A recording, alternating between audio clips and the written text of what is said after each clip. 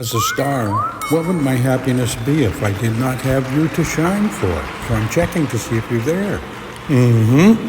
Welcome back. This is Loren Adams, and this is day 20 of my mystical treehouse.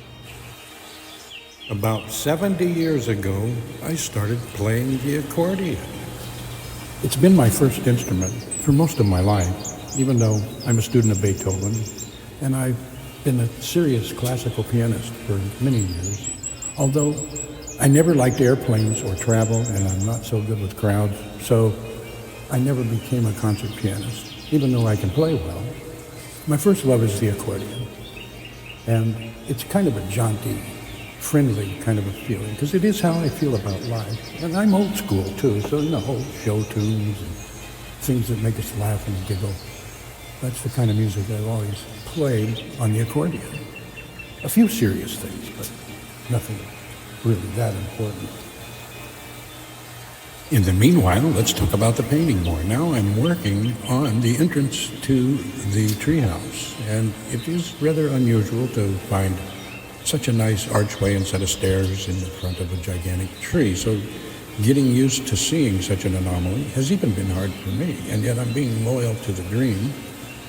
And I won't actually know what any of this means until the painting is done, and we sit around staring at it for a while, and then we'll say, aha, that's what it means. But maybe not. Maybe I just felt like painting it, so I did. And surrendering to the creative process, sometimes it's that way. You just let go and, hold the brush and watch in amazement while stuff comes out of your head, or from the ether, or from creation. Similar process to watching time-lapse of a plant growing. If you think of paintings the same way, they are time-lapse because, 42,000 strokes later, you've got to finish painting. Although I know in a lot of popular art, 25 brush strokes later and you're finished.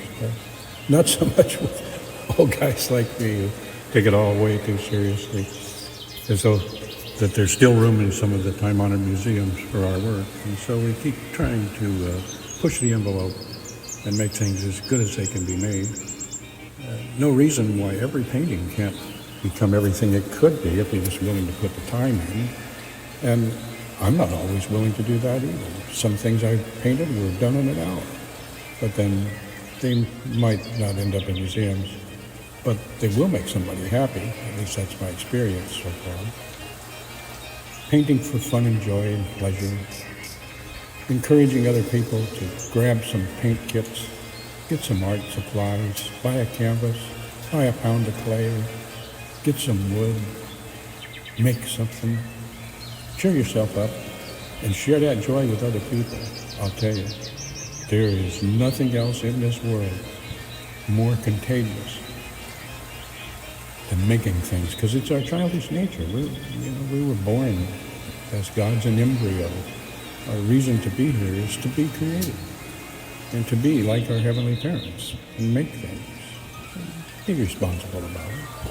As you know, there's a lot of strange things that have been made out there, and a lot of them are, just weapons to destroy and kill each other. And we must admit it was pretty clever to invent those things. They're negative. And, those of us who like to spend our time making pretty pictures that give people pleasure to look at, we think war and all that stuff is an absolute waste of time. What is all this? My God has a bigger than your God, and all of the strutting for power, alignment with the weapons of mass destruction and evil. It's all around us. The way to escape is to go inside, shut the door, close everybody out, and make art. And we get a reprise on the World Accordion tomorrow. There's a place for us, a time and place for us. Hold my hand and we're halfway there. Hold my hand and I'll take you there somehow. Someday we'll find a new way of living. We'll find a way of forgiving somewhere.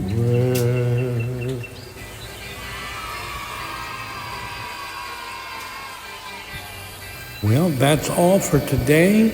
Yeah-ha-ha. Remember, you can always find out more about me at Linktree/Loren Adams. I really appreciate your time. And don't forget that day 21 is next.